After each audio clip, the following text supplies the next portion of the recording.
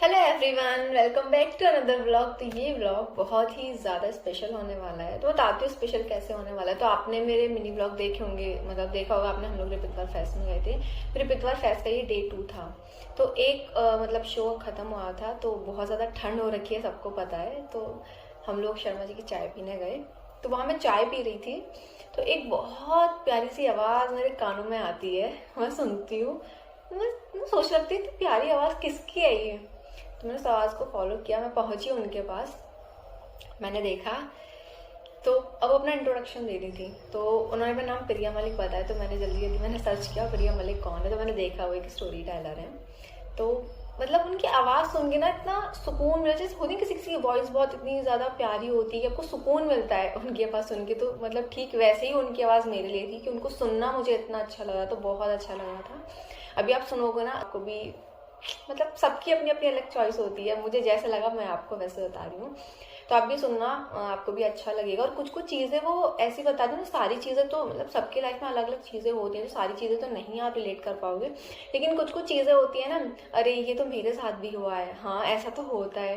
तो जितना मतलब आप भी ना खुद को रिलेट कर पाओगे उनकी बातें, कहीं ना कहीं तो ज़रूर करोगे आप, इतना तो मैं श्योर हूँ। चलो तो अब क्यों ना उनको थोड़ा सा सुना जाए, है ना। मेरा घर है देहरादून। मैं born and brought up Dehradun की हूँ। एनीवन हियर राइट नाउ जो लखनऊ से नहीं है, कहीं और से है? अच्छा, काफी लोग। अरे वाह, आप कहाँ से? प्रयागराज। अरे आप नुपुर, आप भी प्रयागराज से हैं। और कोई आप बताइए। Yes you, yes yes, you from Dehradun. Hi how sweet, how sweet. Anyone else from somewhere far away? How where? Prayagraj. अच्छा, अलीगढ़। बहुत बढ़िया, बहुत बढ़िया। तो घर के साथ हमेशा एक रिश्ता होता है जो कभी कहीं जाता नहीं है, right? Sometimes it's bitter, sometimes it is sweet, लेकिन वो रिश्ता हमेशा रहता है। मेरा और देहरादून का हमेशा एक अजीब सा रिश्ता रहा था। And your parents are here, Dehradun, all of you. Dehradun में कहाँ से? जोगीवाला। अच्छा, Rajpur road.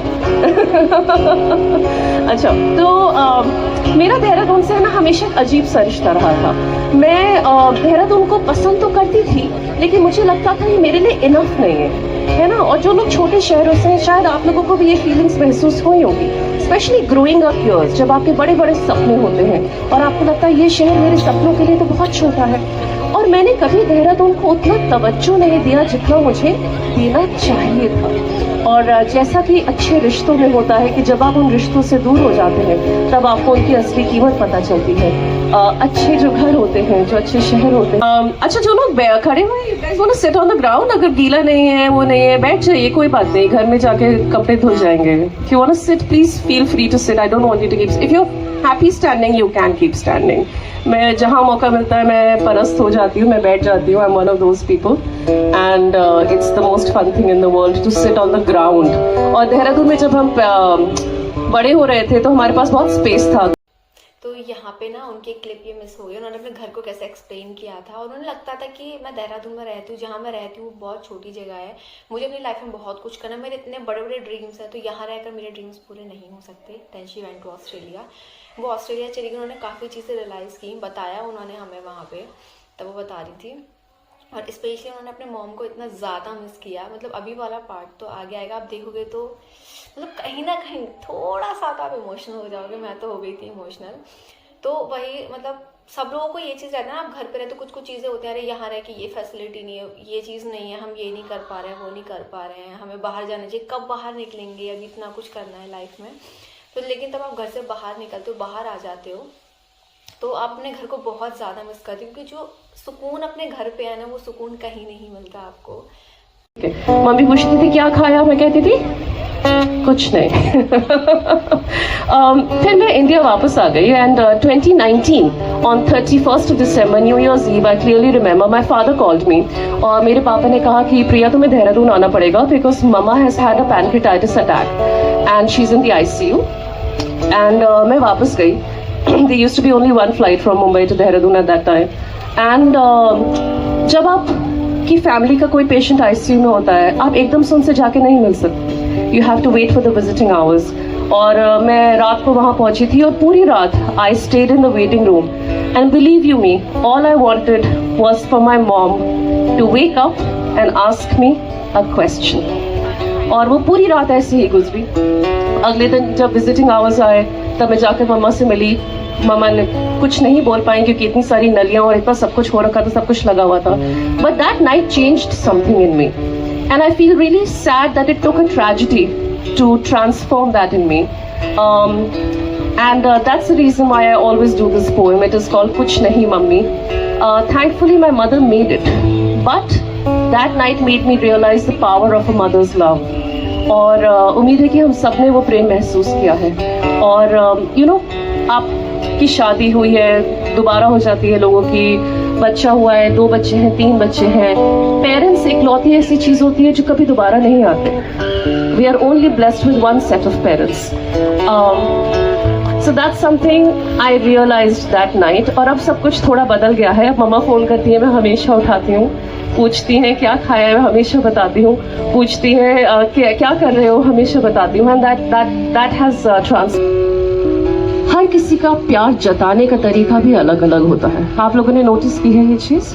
All the couples in the crowd give me a cheer. बेचारे क्या हो गया? All the single people in the crowd give me a cheer. जितने भी कपल्स हैं प्लीज ब्रेकअप कर लीजिए। ये देख रहे हैं आप सिंगल लोगों की खुशी, क्या आवाज आई है। हाँ, एक बार फिर ट्राई करते हैं। All the couples in the house, बेचारे please give me a cheer. देखो 2 बार पूछना पड़ा। शादी के बाद भी ये होता है, 2 बार पूछना पड़ता है, एक बारी में कोई काम नहीं होता है ना। हाँ, सिंगल वालों को दोबारा से पूछूं? चलिए let's try. All the single people in the house give me a cheer.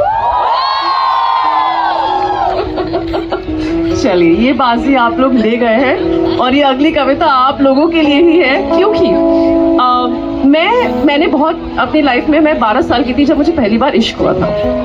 Actually इश्क नहीं, मुझे प्यार हुआ था 12 साल की उम्र में। बाद में बताऊंगी difference. I was in 7th A and he was in 7th B। और सुबह की असेंबली लाइन में जब हम दोनों एक दूसरे को वो 1 मिनट के लिए देखते थे ना, जब प्रेयर हो रही होती थी, हम दोनों की आंखें खुली होती थी, हम दोनों एक दूसरे को देख रहे होते थे। That moment was beautiful and I feel जो उस उम्र का प्यार होता है ना, 12, 13, 14, 15, 16, जब भी आपको पहला प्यार हुआ हो, वो बहुत प्योर इमोशन होता है ना। फैमिली और टीचर्स कहते हैं बेटा ये प्यार नहीं है, ये इनफैचुएशन है। ये शब्द आई एम श्योर हम सब ने कहीं ना कहीं जिंदगी में सुना है, लेकिन मैं मानती हूँ कि वो प्यार भी प्यार होता है। यू नो, एंड इनफैचुएशन भी एक पड़ाव है जिसके बारे में हम लोग आराम से बात करेंगे। मैंने बहुत बार प्यार किया, लेकिन जब मैं करण से मिली, माय हस्बैंड, आई रियलाइज कि लड़का अलग है। आज तक मैंने हमेशा ऐसे लड़कों को डेट किया था जो मेरी बात पूरी तरह से मानते थे। मैं कहती थी ये रात का, ये तो दिन है। कहते थे बिल्कुल सही कह रही हो प्रिया, दिन ही तो है। मैं दिन में कहती थी रात हो रही है, सो जाते हैं। हाँ हाँ चलो। एंड देन आई मेट करण। और एक दिन मैं लिफ्ट में घुसी अपनी बिल्डिंग की, और आप सोचते नहीं ना कि लिफ्ट में आपको अपना जीवन साथी मिल जाएगा। और लिफ्ट का दरवाजा बंद होने से 1 सेकंड पहले ही करण एंटर्ड द लिफ्ट, और उसमें पहली मुलाकात हमारी वही थी और पहली बार बात भी वही हुई थी। But then when I started getting to know him as a friend, शुरू में दोस्ती होती है राइट, दोस्ती हुई, मुझे लगा लड़का तो बिल्कुल अलग है, इसके तो अपने ओपिनियंस है, अपनी थॉट्स है, अपनी वैल्यूज है। मैं अगर कहती हूँ कि आज चाइनीज खाते हैं, कहते नहीं आज इंडियन खाने चलते हैं ना। तो ये कौन है, ऐसा क्यों है? मैंने कहा चाय पियोगे, कहते हैं मुझे तो कॉफी पसंद है। How? Like I could not understand Karan. लेकिन और हमारी बहुत लड़ाइयाँ होती थी सुबह, छोटी छोटी बातों पे, सुबह सुबह की छोटी सी बात पे लड़ाई, फिर दोपहर की एक लड़ाई, शाम के खाने के साथ एक लड़ाई, फिर एक रात की लड़ाई, फिर अगले दिन सुबह जिसने चाय बनाई उसने बोला sorry, right? But there is one thing that I have learned in this relationship and it is the most beautiful thing. आप अपने जैसे लोगों के साथ रह सकते हैं, आपकी फ्रेंडशिप्स भी यूजुअली वैसी ही होंगी जो लोग आपके जैसे होंगे, लेकिन अपने से विपरीत इंसान के साथ रहना, उस इंसान को प्यार करना, उस इंसान के साथ एक घर बसाना अपने आप में एक बहुत ही ब्यूटीफुल एक्सपीरियंस है। और जब आप जिंदगी में ये समझ जाते हैं कि 2 लोगों का प्यार करने का तरीका, जिंदगी जीने का तरीका अलग अलग होकर भी एक हो सकता है, तो वो आपकी जिंदगी की सबसे बड़ी सीख होती है। Try it, all the single people. So this poem is called जैसे तुम प्यार करते हो, और उम्मीद करती हूँ कि आपको पसंद आएगी। शाम सवेरे तेरी यादें आती है, आके दिल को मेरे यूं तड़पाती है। ओ सनम मोहब्बत की कसम।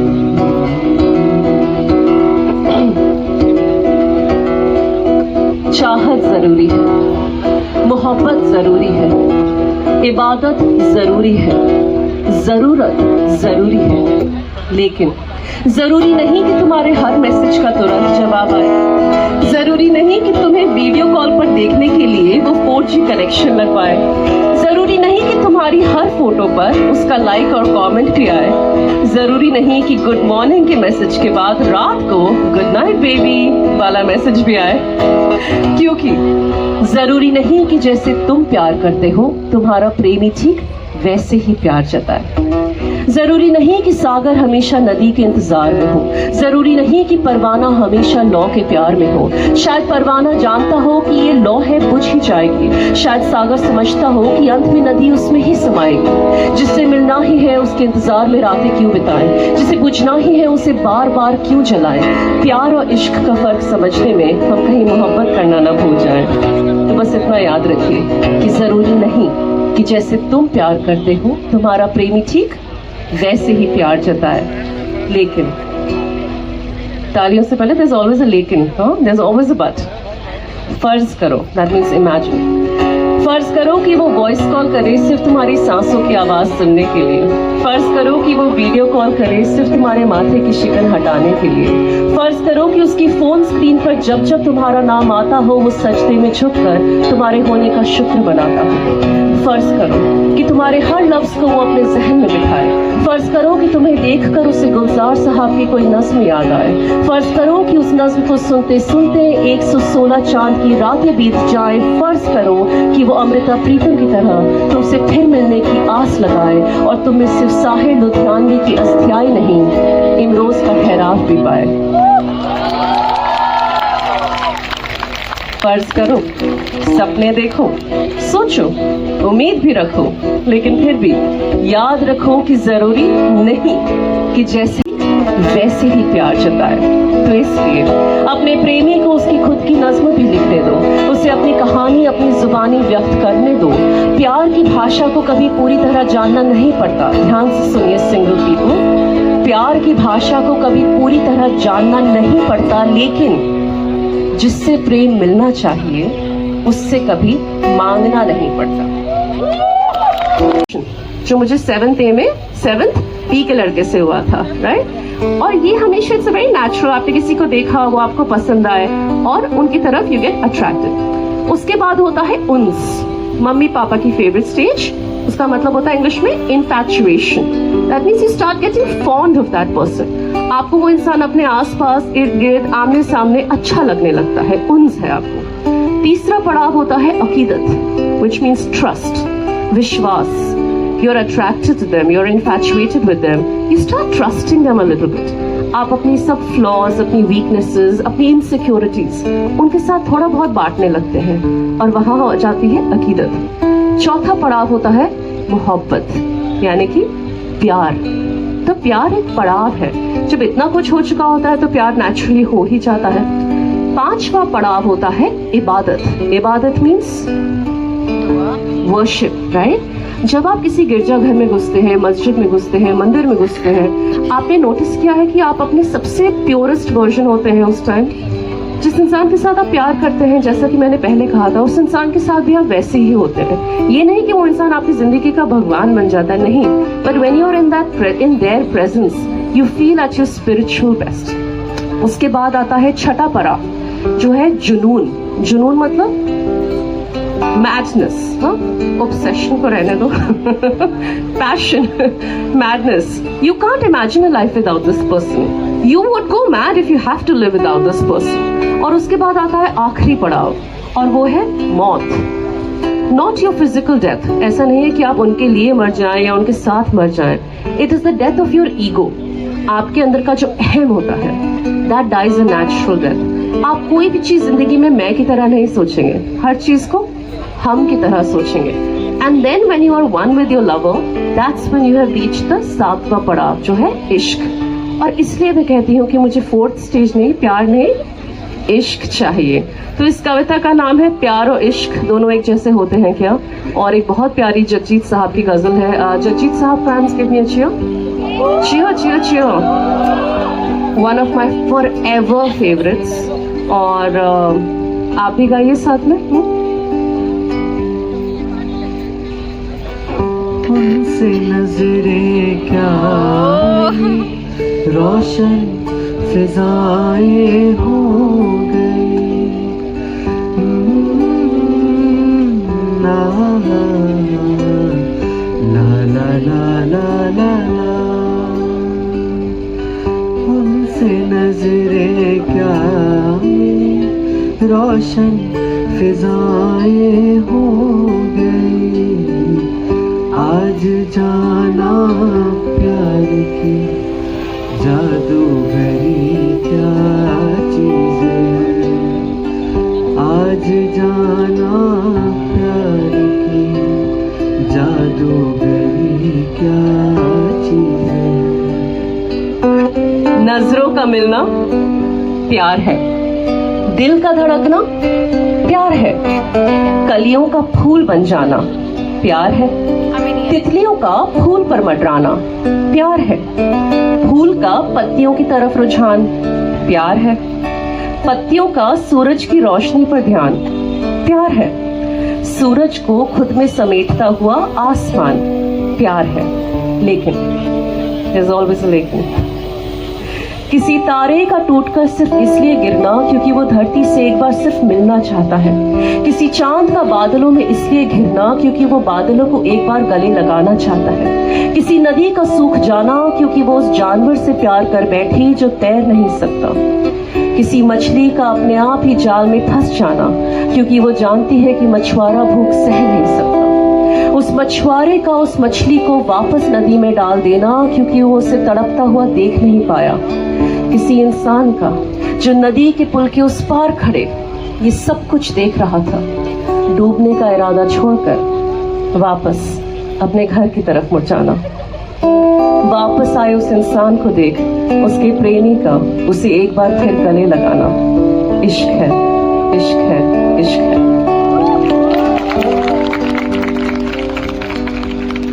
अगले दिन उन दोनों प्रेमियों का किसी छोटी सी बात पर बिछड़ जाना प्यार है, बिछड़ते ही फिर कभी ना मिलने की कसम खाना प्यार है, खाना ना खाना और टूटे हुए दिल को पूरा समझ जाना प्यार है, गए हुए इस व्यक्ति को बार बार जस्ट वापस बुलाना प्यार है, और अगर वो वापस आ जाए तो रोजाना उस पर अपनी जीत का हक जमाना प्यार है।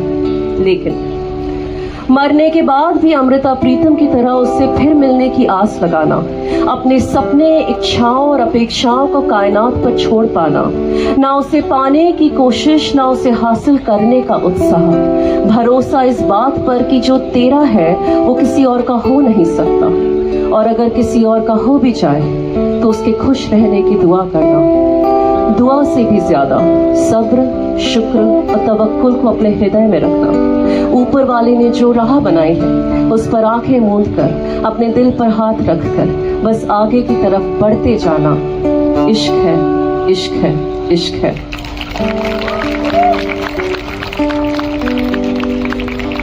प्यार रास्ता है, प्यार रास्ता है, इश्क मुकाम है, प्यार रास्ता है, इश्क मुकाम है। होश वालों को क्या खबर कि इसमें फर्क क्या होता है। सही कहा है ना निदा फाजली जी ने, होश वालों को क्या खबर कि इसमें फर्क क्या होता है। इसीलिए तो वो इश्क के रास्तों में गुमनाम है, इसीलिए वो इश्क के रास्तों में गुमनाम है। कोरस।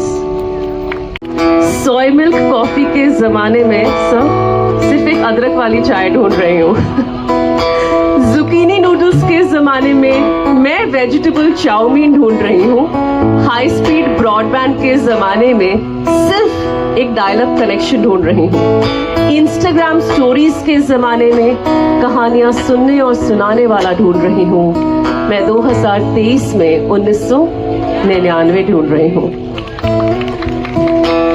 जिसे नेटफ्लिक्स का क्रेज ना होकर श्रीमान श्रीमती का चस्का हो, जो फैट फ्री आमंड बटर ना होकर फ्रेश पाव पे लगा मस्का हो, जो सिर्फ कीटो डाइट में नहीं रोटी दाल चावल में भी विश्वास रखता हो, जो सिर्फ अरमानी और गुची में नहीं सादे कपड़ों में भी खास लगता हो, जिसे मेरी स्वतंत्रता पे काबू नहीं मेरे दिल में जगह बनानी हो, जिसे सिर्फ हवाए नफ्स की परवाह नहीं मेरी खैरोएफियत की बेचैनी हो, जिसे ना डर लगे मेरी साड़ी से ना खौफ हो मेरे मिनी स्कर्ट का, जो सिर्फ वाकिफ ही नहीं लेकिन अकीदा भी करे मेरे फेमिनिज्म की सभी दलीलों का, जिसे ना मेरी कमिटमेंट से डर लगे ना स्पेस मांगने की जरूरत पड़े, जिसे कुर्ब की तशनगी हो, जो मोहब्बत को शिद्दत से करे। नो स्ट्रिंग्स अटैच्ड की इस दुनिया में, नो स्ट्रिंग्स अटैच्ड की इस दुनिया में रगबत का कालीन बुनने वाला ढूंढ रही हूँ। माई प्लेस और योर प्लेस की इस दुनिया में अपने नशीमन को मेरे आगोश में ढूंढने वाला ढूंढ रही हूँ। मैं 2023 में 1999 ढूंढ रही हूँ। मैं 2023 में 1999 ढूंढ रही हूँ। कैजुअल डेटिंग के इस जमाने में हाथ पकड़ने वाला भी ढूंढ रही हूँ। सनरूफ के जमाने में पच्छतियाँ याद है आप लोगों को? पुराने घरों में पच्छतियाँ होती थी, हमारे देहरादून के घर पे भी है। सनरूफ के जमाने में पच्छती पे चढ़ जाने वाला ढूंढ रही हूँ। मैं 2023 में 1999 ढूंढ रही हूँ। मैं 2023 में लखनऊ 1999 ढूंढ रही हूँ। काश तुम मुझे 1998 में मिल जाते।